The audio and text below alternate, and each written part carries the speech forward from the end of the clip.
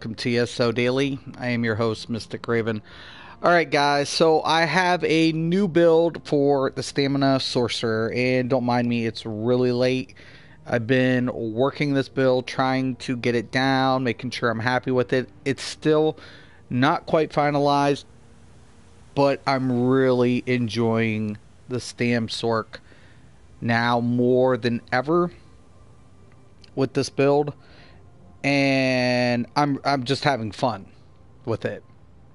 I think Stam Sorcs still offer a lot of damage, but its limitations is kind of what turns off a lot of players, because a lot of class-based abilities it just lacks in its kit. So you have to dive into the weapon abilities to really struggle to put a Stam Sorc together. But when you do, it's very rewarding. So I'm going to go ahead, break this down for you. This is called the Wrecking Ball build, and I'll explain why. Okay, so we're going to go ahead and get into the character sheet. You're going to go ahead and see my max magic is at 9,932, slightly under 10. Max health is at 2,716. Max stamina is at 40,053. Stamina recovery is at 1914. I have weapon crit at 34.9, weapon damage at 1780. Calm down, I know. And also you're going to see my base resistance at 18,606, physical at 19,926. I have 3 allocated into health and 61 into stamina. I am running the Lover Mundus, and I'm using the Dubious Kimura Throne. Okay, getting into the sets. We're going to be running the Bone Pirates with the Knights Errant and Skeletrex. Well, let me go ahead and go down piece by piece here. So I have the Bone Pirates Maul. It's been transmuted to Nirnhone. Now currently I have absorbed stamina. This will get glyphed with increase. Was playing around today, but you want to get increase on that. Bone Pirates, we're going to get max stamina. We're going to get stamina recovery. We're going to get more max stamina. When I have a drink buff activated, your max stamina is increased by 1,930 and your stamina recovery by 145. So with the Kimura, the Dubious Kimura, it just works out really good. And you want the Maul. You don't want the sword. Trust you and me, with this build, you need the Maul with this. Okay, now going down here, I have also the Bone Pirates Skullmaker, that's sword. This is Sharpen. Transmute into Sharpen. If you can get the Maul, you can go with the Nirnhone, but if you get the sword, go with the Sharpen. Once again, you want to go with increase. Currently it has restore. It is what it is. Knights Errant Shield. Currently this is invigorating, but you want infused. But if you get it, just transmute it, and you'll be fine. Now, this is a 5 heavy and 2 medium build. What the Knights Errant does for me is it's going to go ahead and give me max health. It's going to give me max stamina. It's going to give me weapon damage. It's also going to add 193 weapon damage to my one-hand and shield abilities. When I use a one-handed and shield ability, I heal for 1,278. Okay? So when I'm on sword and board, I have 5 of this, and I have 5 of the Bone Pirates. Okay, when I'm on the Maul, you're going to see I have 5 still of the Bone Pirates, so that remains static, and I only have 4 of the Knights Errant. Okay, simple. Very, very simple. Okay, so I also have Skeletrex Visage, Head, Infuse, Max Stamina, Ideal. Okay, why Skeletrex? Simple. I'm going to be using Hurricane, right? Hurricane's going to mask the Skeletrex, right? It's proc. So when I'm up in their faces, basically the Hurricane is what they're seeing from a visual display. They don't see the proc from Skeletrex coming initially. They just get hit with it, AoE effect, boom. Procs anything in the vicinity. If there's Nightblades nearby within that radius, it'll pop them out and stun them. So it works out really, really nice.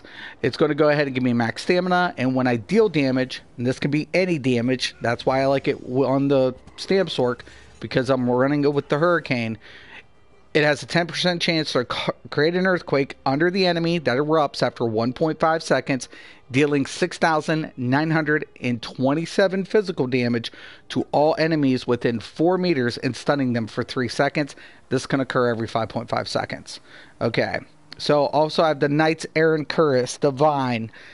This is ideal because I'm using the Lover Mundus. So I actually want one more piece of Divine, and that's fine.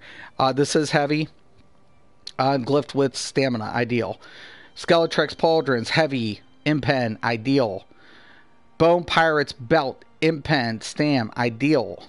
Knights Aaron Gauntlets, Stamina, Impen, ideal. Bone Pirates Guards, Infused, ideal, Stamina.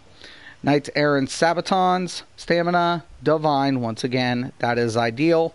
Also have a Bone Pirates Necklace, Weapon Damage Increase, Bone Pirates Ring, Stamina Recovery, and a Knight's Aaron Ring, Weapon Damage. That's got a healthy. If you can find one with the robust, go for it. But, you know, to me, the max health is good because it gives me survivability. Alright, so let's go ahead and get into the skills. Okay, let's just start with the two-hand. Okay, pretty basic stuff here. We're going to go with the Dizzy Swing. I don't use this as my main ability, believe it or not. This is just when I get close and I want to go ahead and kind of whittle them down if they're very resilient. So I'll use the Dizzy Swing, but it's not my primary attack, but it's there. I want to go ahead and keep it. Reverse Slice, Finisher. Definitely a must-have. We're going to be using Resolving Vigor. We have the Forward Momentum. Okay, so I want the forward on here. Just simple, you know, it just goes ahead and activating this ability removes all snares and immobilizations from you and grants immunity for 5 seconds. That's why I want this one. Helps out a lot. I want bound armaments on both bars. Now check it out. This is the thing that you want to do. You want to be a werewolf with this, right? Because when I'm on this side of this bar, you'll see my stamina drop, but my recovery go boosts up. Okay, and you'll see my weapon damage also increase. So I really want to take advantage of that. Right? Sorry about that. Oh. So I'm a werewolf. I will be used this in a certain situations. It's a personal call. Werewolf can be fun, and especially against like classes like DKs. So DKs have a lot of mitigation, CC effects, and the nice thing I love about the werewolf, it can go better. It works better for against DKs, Stam DKs, in my opinion. Yeah, they got poison. I know you're going to take extra damage, but you can get a good rip off from the beginning. You're going to fuck some shit up. People will learn to respect this build if you're a Stam Sorc. I'm not the best at it yet, but yeah, I've got a couple of kills in and it worked out nice. It's risky, I'm not going to lie to you, but if you can get it down, well worth it. Okay, on the back bar, Invasion. This is our gap closer. Okay, so we're going to rush an enemy, ram them for 6,401 physical damage, and stunning them for 2.7 seconds. Stuns up to 88% longer based on the distance traveled. This is our primary attack, Pierce Armor. You're going to see that currently it's dealing 7,220. Right? But the major thing is it's going to apply Major Fracture, Major Breach, reducing their physical and spell resistance. Now check this out. Let me show you guys what it does here. So we'll go ahead, get the buff up, switch it over. Now look at this bitch. This bitch is dealing 7,677 on one rip. It hits really easy, flows up really nice. So I go ahead, gap close, hit the Pierce Armor, switch it out, hit the Dizzy Swing, and finish it off. You know, I can get two or three combo hits. Some of them, some Nightblades are a little squishy. 1 or 2 hits, I can follow up with another Pierce Armor sometimes and just go in the finisher. And it works out really good. I'm really happy with it. Okay, Absorb Magic. This is for those pesty Mag Sorcs who want to go ahead and just keep trying to, you know, frag your ass and burst you down, right? So that's the nice thing about this build. This build has defensive capability because what it's going to do, it's going to go ahead absorb up to 6,754 damage from next projectile cast and healing me 13% of my max health. Plus, it's going to go ahead and reduce my blocking cost by 8% and increase how much I can block by 8%.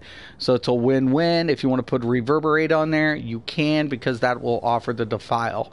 and that's a nice skill too, but you'll be prone to magic casters. So I would actually suggest keeping this applied for magic casters. Hurricane, no surprise, this is what we're going to be using to mask the Skeletrex. So basically we're going to go ahead, use the Hurricane. It's going to give us the Major Resolve, the Major Ward, Minor Expedition, and increase our physical and spell resistance, and increase our movement speed by 10%. It's not as fast as a medium Stam Sorc, because with the bow they can get the Major Expedition, but nevertheless we're full armor. And when I actually hit this, you're going to see my character sheet. Now I'm at 23,000 spell resistance and 25,000 physical resistance. Yeah, I can take a hit easily, very easily. Okay, once again, bound armaments on both sides, and we're going to put the Dawnbreaker of Smiting on here, so it's really nice. So when I apply that buff, get that over and switch it out, now we're dealing about 13,228. So it's really nice, really nice for a heavy armor build. Works out really good. And keep in mind, when I cast any of these 3 abilities, I'm going to get that heal from the Knight's Errand. I'm also going to get the healed from the Forward Momentum and the Resolving Vigor, so I don't need to worry about crit and crit surge. This is pretty much, I got 3 different heals going off at any given time, so I could take a lot of I get a lot of healing received, and especially in the heavy armor passives, really nice stuff here going down. So we're going to get physical and spell resistance increase. We're going to get health recovery by 4%. Also, we're going to get Juggernaut, increase max the health. We're going to get increased max the stamina and magicka of heavy attacks. Also, that's only with rest of those are a magicka, a staff if you're going to get magicka, but sword will give us the stamina and increase my healing received. Really nice stuff. Okay, also trying to think here. Oh yeah, werewolf. Let's get into the werewolf skills.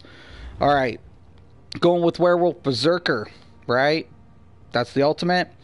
This is when you're on 1v1 and you really need some extra damage and you want to pounce it out. That's fine.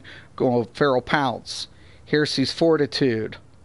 We're going to go with rousing roar, howl of agony, and claws of anguish. Claws of anguish I only use against when I need it against healers or tank types. DK, it works out really nice. But the main combo is the pounce, right? Want to hit the roar, you know, get them feared, and then do the howl of agony. Because as soon as they're feared, it's going to deal 30% more, and it hits hard. It hits really flipping hard if they get howled, you know, with that fear. You know, if they don't break in time, you get that howl off, it hurts. It really does. So I'm really happy with this build, man. It, you know, for a heavy armor build, it hits like a truck, and I'm really happy with it. Let's get into the champion points real quick. All right. Coming over to the apprentice, we're going to be doing 3 different type of heals, so we want to increase our healing capability. So bless is at 6.17. Coming over to the astronaut, we want 75% because keep in mind I'm using bound armaments. I can also use the light or heavy attack for the follow-up. Want to hit with that follow-up in the 2-hand. So we want the butcher at 75. This at 75, so we get the butcher. Also, we're going to have physical weapon expert at 9. I'm getting a bonus because of the bound armament, but just at 9, and we want to scale everything else up with the master at arms at 23%. Coming over, we're going to put 6.11 in a thaumaturge. We're going to put piercing at 3906. Now, keep in mind, I have the maul, and my sword I have sharpen, but I want to keep pen up there. I'm running the lover. I want to keep everything around between 11 and 12k as much as possible, you know, for that penetrating values. Mighty is going to be at 1301, scaling everything else. Ironclad's at 904, resistance, because I'm not using all impen, so I'll take this up to 1534. We're going to use Hardy at 10.15, Elemental Defender at 10.15, and then we have Thick Skin at 611, and Quick Recovery at 909. Coming over, Warlords at 904, Sprinters at 606, Tenacity at 6.17, Arcanist, I will use a little bit of Magicka when I'm in werewolf form, so I take a little bit into that recovery for 3.17. Mooncalf's at 1301. Healthy's at 707. Befoul, keep in mind, while I'm in werewolf, I have that ability to reduce their healing. I want to take advantage of that, so that's at 3109. Plus, if I use Reverberate and I morph it, I can get the Major Defile there, and so I want to take advantage of the Befoul. Tumbling 6.54. I had an extra point, so it's not even. That's why. Just put the extra point in there. Shadow Ward, I'm going to reduce more block cost. That's the nice thing about this build. I can block. If people are going to throw arrows at you, throw snipe, hit the block, reduce the cost. Simple. I just want to reduce the cost. If I see a Nightblade and I see arrows flying in my direction, block them. You know, if you see spells, hit, you know, the spell, the reflect. You absorb magic, so it works out really nice. Okay, and that is how the champion points are allocated. Okay, guys, so like I said, it's a really nice build. I'm really happy with it. I got to play with it today. I think this is the first time I can actually say I'm having fun with the Stam Sorc. You know, you can get you know, it works out better when you're in group play. I'm not going to lie. So if you get like a pocket healer, a little pocket healer, any type of pocket healer, you're going to wreck. You're on a wrecking spree. You're just beating the shit out of everything. If you don't have a healer, you got to have your rotations up pretty stern. Stamina build, it's all about trying to conserve and, you know, being effective as much as possible. It will not hit as hard as medium, right? But what you're giving up for the medium build here is survivability. But this build delivers for a heavy armor build because it still deals a shitload of damage for a heavy armor build. And that's what makes it really nice, because a new player can come in and not worry about being so squishy and is going to die so easily. Nightblades I don't have too much of a problem with. They can still kill me, but I'm taking out Nightblades really nice with this build. DKs is probably still a struggle. Stamplars, it depends on the Stamplar and their experience, to be honest with you. Wardens, it's actually probably one of the reasons why I built it this way, because of the bird spam. I can't dodge the birds. I can block them though. That's where the shield comes in handy. That's where survivability comes in handy. I can close the gap. I can get on top of them. Once I get on top of them and the pressure's there, Wardens will crumble, but you have to stay on top of them. And that's been the problem with Wardens, is just trying to beat them down. So that's the one thing that I really, really like with this build. I'm still working on it. I'm still trying to get everything fine-tuned with my rotation and everything. But I would say that this build lives up to its name, because if I get in close, it's a wrecking ball. It's just going to hit them, and make them crumble. If you can stay on top of them, they're pretty done. So I hope you guys like the build. It might not be for everybody, but I enjoy it, and I'm sure a couple of other players will enjoy it as well. I'm Mystic Raven, the CSO Daily. Thank you for watching, and once again and always, have a nice day.